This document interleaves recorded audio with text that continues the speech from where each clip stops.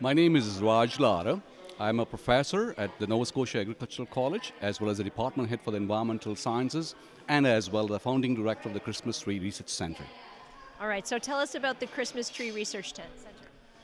The Christmas Tree Research Center was established about a year ago in March of 2011, following funding that we received from ACOA, basically, and several other granting agencies. And that's the Atlantic Innovation Fund from Atlantic Canada Opportunities Agency. Um, there's a story behind it, basically. We started very small some 6 years ago, working with our Christmas Tree Council of Nova Scotia for a very specific problem that they had for some years now. The needle retention has been one of the major issues when the producers ship their consignments to various other locations and they have problems of consignments being rejected, or they cannot sell their commodity or a produce or the other trees because of the issues. By the time when they reach the destination, they shed the needles, and that is not a good thing for our producers, basically, and our producers losing their businesses and their life and lifestyle. So it was a real detrimental factor for the rural economy of Nova Scotia. Have you found a way to actually keep the needles on Christmas trees for longer? There are several technologies we are currently working on, basically. First of all, we wanted to find out what is triggering the needle abscission or a needle drop, and we have come to an understanding of there is a hormonal signal molecule that triggers basically this abscission process.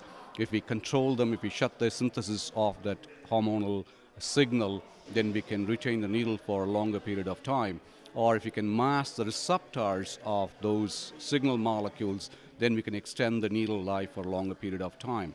For how much time? Like, what would be the difference? Well, it depends on the clonal material. The clones itself have got a larger diversity. We can go from anywhere from 6 days to 72 days, depending on the clonal genetic diversity. But generally, in an ordinary species, basically, there are no varieties in this particular balsam fir, right? So what we are trying to do is we want to extend it proportionately, and we have gone up to using this technologies what we currently have. We've almost doubled the lifetime. We have gone up to 100% of the lifetime. It has gone up to about 110, 120 days by just merely treating this or preventing the synthesis as well as masking the signals receptors. And also we have done some environmental adjustments. And the environmental adjustments, that is really helpful to the industry. We have gone up to 153 days of extension of needles, basically. So can you give us an example of how that would expand business opportunity? Does it mean that a company that now maybe only could export to a neighboring province can now export Christmas trees around the world?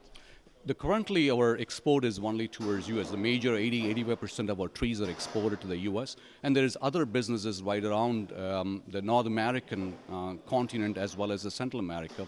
Some of our trees go as far as Argentina, basically, and some to Puerto Rico and some to Japan. So it is already expanding into that market. From your perspective as a researcher who's trying to work with businesses to create opportunity, what would be something that you would like to see change or that would facilitate greater opportunities to commercialize innovation here in the province of Nova Scotia? There's a couple of things you want to say. First of all, I would like to thank the people who believe in research and development. I strongly believe in the research and development should be in the first and forefront of any industry for that matter. If you want to be globally competitive and constantly in a competitive position, basically, and then come out with the kinds of technologies and clones and varieties, whatever we want to do it.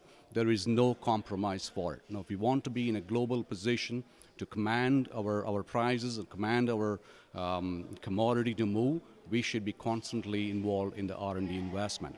And also at the same time, I'd like to see the producers to believe in and presenting their opportunities to engage in with the research and development centers, basically, to constantly advance their industry, their companies, basically, in moving those products on the line. And I'd like to have an appeal to the youth of today, basically, to really focus on research.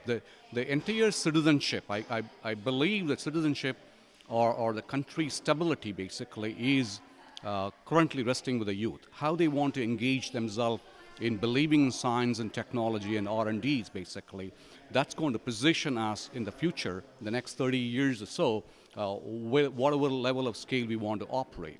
If we don't pay attention to the little details in terms of research and development and innovation, that's going to lead to commercialization or potent technologies to position ourselves globally. We lost our place. So the message to the youth is engage yourself in whatever realm that's going to be connecting yourself with advancement of science and technology and innovation commercialization portfolios. Thank you very much. This is a great message.